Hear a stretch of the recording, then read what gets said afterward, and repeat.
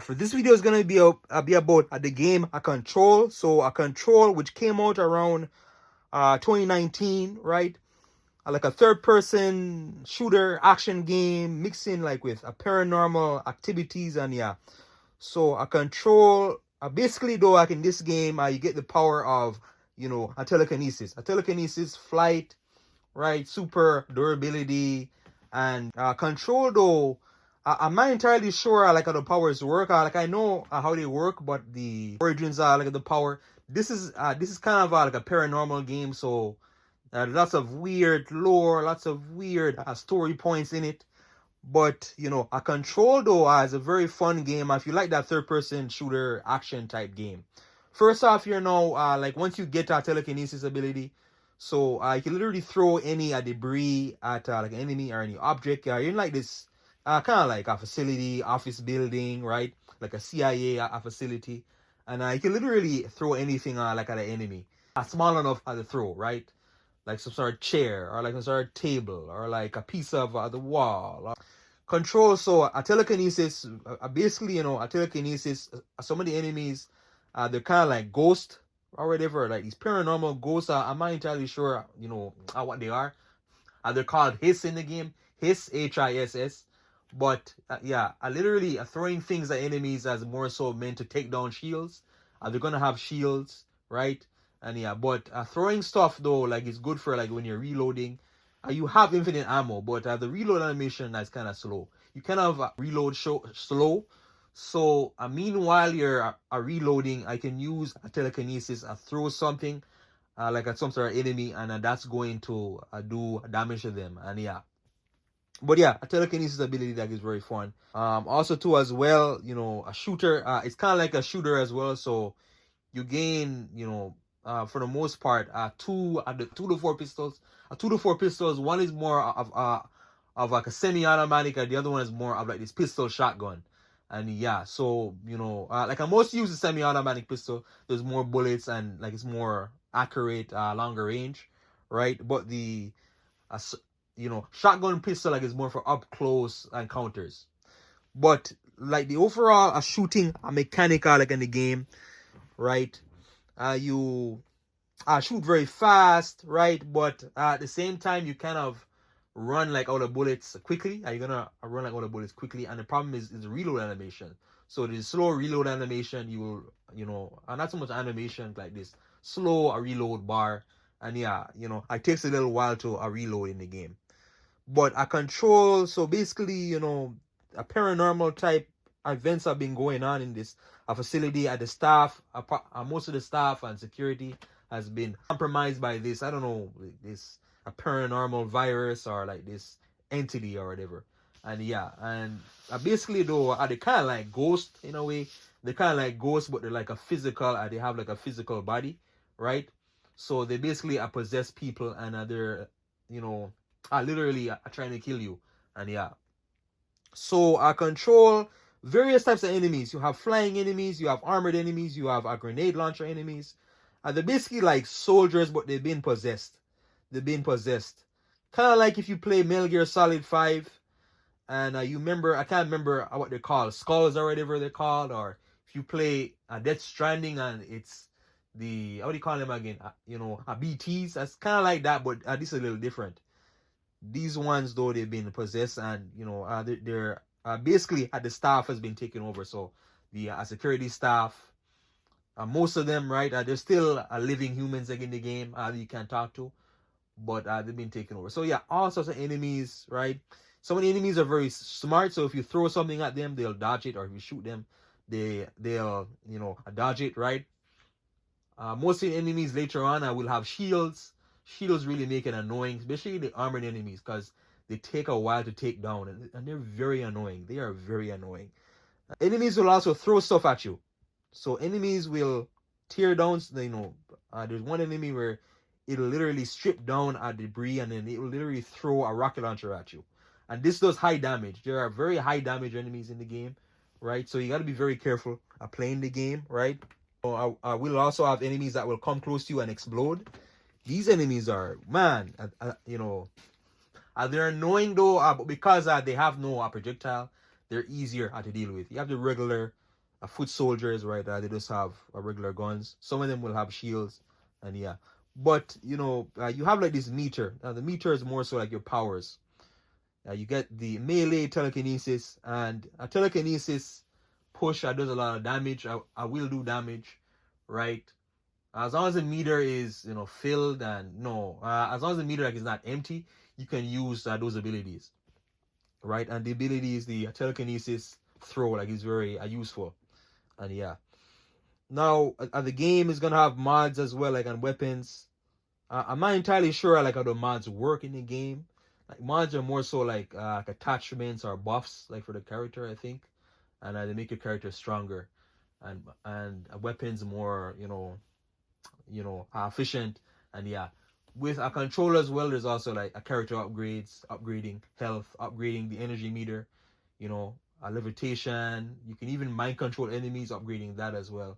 And yeah, but yeah, a basic upgrades. But the mod system was a little bit confusing to me. Now a controller as well. Yeah, you can literally control enemies' minds, a certain enemy. So you can take over the hiss, but but I believe it's only one at a time.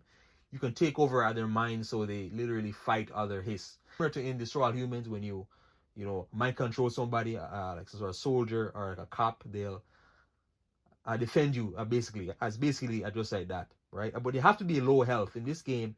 They must be low health for you for them to be mind controlled, because they are ghost, kind of like a ghost, or yeah, control as well. So this is, like I said before, the story as well. This is a very weird type of game, and kind of it's not really a horror. It's more of like a semi-horror type thing. There are confusing story points in the game, but there's lots of lore, tons of lore, lots of lore in the world, and oldest house or whatever it's called. These various paranormal activities, right? And there's certain things in the game they're called special objects or objects of power. So objects of power, they're basically like these. There are these objects or whatever in a reality that only you can see like at a certain time or whatever, but to most people can't see them. So most people can't see them, but they're only visible at like a certain time, or like if a certain somebody looks at them, they can see them, right? So yeah, if you don't like the supernatural type of a paranormal universe type, type of story, right? That's not gonna be for you. I'm not really into the paranormal, and yeah, like I would take this. I like it because no, I'm not really into it because it kind of gets confusing, and the story points. But at the same time, though, in a weird way, I kind of like it in a weird way because it's not zombies. Zombies have been so overdone, right? Zombies, right? So overdone in games. This is more like a unique, kind of ghost take like on a game. Going back to certain things like lore and document. So basically, it looks at like scientists. Like there's one scientist or whatever his name is, like he's doing, experiments, and he's trying to find discoveries about the paranormal, universe, and these AWEs or whatever. And yeah. So you, like, as a character, right? Use a character, you get various dialogue options. The dialogue options are not so much decisions. They're just more so conversation. So talking to people, right? You're basically just talking to people and getting to understand this facility. You're like a newcomer, but you somehow become spoilers, but you somehow become the director in the game as you're looking for a new a director. And yeah, now a lot of document in the world and speaking to people again, lots of lore, right? You can read through it. There are various tapes in the game, so the tapes which literally help you understand, tapes and documents which will understand enemies and barriers better, and puzzles as well. Yeah, there are puzzles in the game. Puzzles, they're not very they are confusing. They do get confusing. They're not clear cut. That is one area where you teleport to this, I don't know, a teleportation system or whatever. You teleport to this hotel, right? And then the hotel is as a way for you to transport you like to the next part of the mission or whatever. And yeah, but it's kind of weird. It is kind of weird. You gotta press on this a ringer or whatever multiple times to teleport you there. Then you have to find a key, press a bell. The bell opens specific doors at a certain time. And yeah, but some of the puzzles can get confusing. It's good to look up like a guide. Like I go online, look up like a walkthrough a walkthrough for the puzzles, because the puzzles can get very confusing, right? But luckily though, there isn't a lot of puzzles. There's not a lot of puzzles. There's one where I kind of like a glyphs or whatever they're called. I can't remember what they're called, but there's like these on this terminal. You gotta match the terminal pattern or whatever to the actual, paper, to like what's on the actual card. There's various cards that represent a certain symbol, and you gotta match it like on a terminal to activate the next room. So our control is gonna have a lot of stuff in it, and this game is longer than I thought it would be. Right, it is longer. It's not too long, but it's longer than I thought it would be. And it's one of those games too as well where it actually starts out very good. Like it starts out very good, and then it kind of drags on in the middle, and then it gets better on near the end, right? And yeah, but there's twist as well. There's twist in the story. There's like a maze, a very cool maze, the Ashtray maze, which every time you enter it, the maze actually changes slightly. So the maze changes in certain ways. If you play Returnal, right? So Returnal kind of reminds me of this game, but Returnal, where that's like a roguelike, so if you die, you get sent back to the beginning. But Returnal had it so every time you die, the environments and the enemy spawn locations slightly change, and you constantly have to adapt to the new patterns like in the game.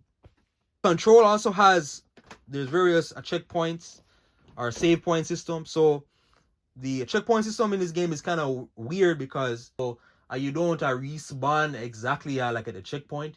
You respawn at the save point. So if you die, you respawn like at the save point. So at the save point, there's like these control points or whatever. You gotta claim them, and they're like these interesting there'll be like some sort of a white dot, and then you literally go up to it, you activate it, and then that's your checkpoint. So every time you die in a certain, you get far in a certain area, and every time you die, you get sent back to the checkpoint, to the save point. So it's very, it is very simple, but however, the checkpoint system itself is not the best. I would have rather them do like just give you constant checkpoints. This is a more modern game. This is not a PS2 game. I like a constant checkpoints like in my game, especially a game like this, where it has a lot of paranormal stuff in it. Is a unique type of game. Give me constant checkpoints, right? And yeah, you will be outnumbered. Sometimes you will be outnumbered, especially like when you get to flying enemies. Flying enemies can be very annoying. Can be very annoying because they can throw explosives at you, and explosives, they do lots of damage to you. And yeah, your character can't take a lot of damage. She's not super durable. Well, she is durable, but she's not super durable. So if you're not careful, explosives will kill you very quickly, right? So you gotta constantly dodge, and like when you die, it sends you back to the save point. And yeah, but a control as well, lots of things going for it, unique elements, flight as well. If you have to levitate, you can levitate in the game. You basically hold a button to levitate, right? So you hold a button. It reminds me a lot of Infamous Second Son. Reminds me a lot, but the levitation is basically like a way for you to get from one point easier, right? So for you to platform easier, you don't have to platform anymore. You can just fly to that extra platform or ledge, right? And yeah, sometimes the game is too bright. Sometimes the game is too bright. Very rarely, super rarely, do you see this in a game. So you'll go in an area, and then there's this massive red light, huge red light, and at the red light, literally. So the enemies, when the enemies spawn, there's like this red energies, red light they emit, and the entire environment around them is red as well. So it's very hard to see what you're doing, and it can get very bright, right? I best to turn down brightness in certain areas. But once you find, the enemies, look for the health bars. So I look for the health bars. The enemies will be very easy to spot.